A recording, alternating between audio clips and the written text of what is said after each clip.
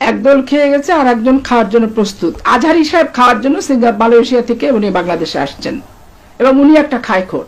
উনি যে দেশান্তর হয়েছে এই জামাত ইসলাম করার কারণে শুধু না, ওনার স্বভাবের কারণে এবং এই অশালীন অসভ্য বক্তৃতার কারণে উনি দেশান্তর হয়েছে। উনি নিজেকে একজন ধর্মের বিভিন্ন ব্যাখ্যাকারী হিসেবে যদি দাবি করে থাকে, মানুষ যদি সেভাবে চিন্তা করে যে ভালো ওয়াজ করতে পারে, ধর্মের ব্যাখ্যা ভালো দিতে পারে, তাহলে আজকে রাজনৈতিক পরিচয়টা তার কিন্তু প্রকাশ পাচ্ছে। তাহলে এতদিন উনি মুখোশ পড়েছিলেন, সুযোগ পেয়েছেন, প্রকাশিত হচ্ছেন। আবার যখন দেখবে সুযোগ নাই, উনি আবার অন্ধকারে ইঁদুরের মতো গর্তে লেজ তুলে চলে যাবে। অনেকে বলেন আপনার নির্বাচনী এলাকায় জামাতের শক্ত অবস্থান থাকার কারণে আপনি জামাতের বিরোধিতা করেন। জামাতের নির্বাচনে শক্ত অবস্থান আছে কি আছে না সেটা তো নির্বাচনী রেজাল্টে প্রমাণ হয়। ষষ্ঠ চরমোনার জোট হচ্ছে, এটাকে কিভাবে দেখছেন?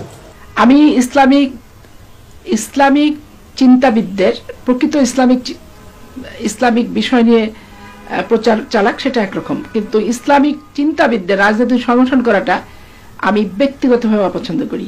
আমি ধর্মান্ধতাও অপছন্দ করি, আবার অতিরিক্ত হচ্ছে ধর্ম বিরোধীটাও আমি পছন্দ করি না, ধর্মনিরপেক্ষতা আমি অপছন্দ করি। তো এইগুলো জোট, এরা তো ওই যে বলে না, এমনি তো নাচুনি বুড়ি তারপরে আবার ঢোলের বাড়ি। নির্বাচন বছর জামাত ইসলাম খাচ্ছে, এদের ক্ষমতাও দরকার হয় না, এদের এমপি হওয়া লাগে না, এদের মন্ত্রী হওয়া লাগে না।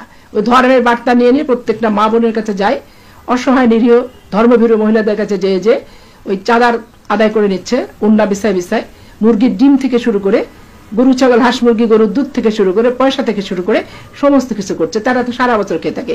এদের অপকর্ম করতে গেলে, মানুষ খুন করতে গেলে এদের রাষ্ট্রীয় ক্ষমতারও দরকার হয় না, এদের র্যাব পুলিশ বাহিনী বিডিআর আর্মি কিছু এদের লাগে না। এরা নিজেরা একটা সন্ত্রাসী সংগঠন, এটা একটা ধর্ম ব্যবসায়ী, এবং এদের সপক্ষে যে গুণগান গাবে, যে এরকম বক্তৃতা দিবে আর বিএনপিকে দোষারোপ করে যে কথাগুলো বলবে, আরে এরা তো মানুষের বাড়ি বাড়িতে যে খাচ্ছে, মুষ্টি চাল খায় এরা।